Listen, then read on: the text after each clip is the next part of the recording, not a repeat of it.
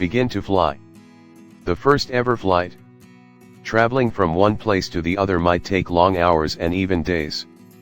Sitting in your car changing your sitting position every few kilometers has to be a tedious task after a long journey.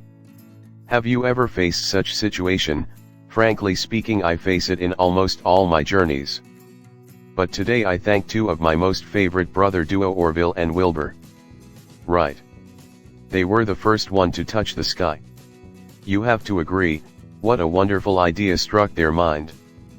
Flying like a bird is something one might have never thought of, but two brothers sitting in North Carolina thought this and made it to come into the real world. The first ever plane to lift off was the Wright Flyer. For the first time the plane was off the ground for some 12 seconds and covered 120 feet before touchdown. Subsequently 3 more test flights were conducted on the same day. The final flight of the day was the best of all preceding flights, liftoff for 59 seconds covering 852 feet. Modern aviation.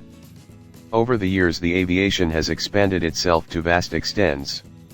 The sky today is facing scarcity of space to accommodate more aircrafts. The sky, which has no limits now, is under the pressure to get its existence felt. You might have traveled in some aircraft at point of your life, and if not so you might intend to fly someday. Today the aviation industry is in the monopoly of 2 very special airliners. Boeing and Airbus are currently the biggest aircraft manufacturers.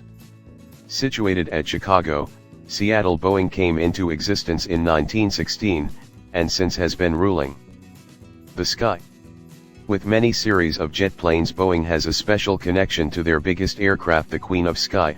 Boeing 747 is the most demanded and loved product of Boeing. For me, the sight of a Boeing 747 liftoff or touchdown is the most fascinating sight for any aviation enthusiast. For ruling the sky for almost 7 decades, there was a birth of a new rival for the Boeing. On the land of Netherlands at Leiden in 1970, Airbus came to existence. The first developed aircraft, being Airbus A300, was capable to carry 100 to 150 people on board. The aviation industry has expanded to a very great extent, but the roots of the industry will always the same. Every journey has to be halted for some time. In pilot's language we can say as a layover.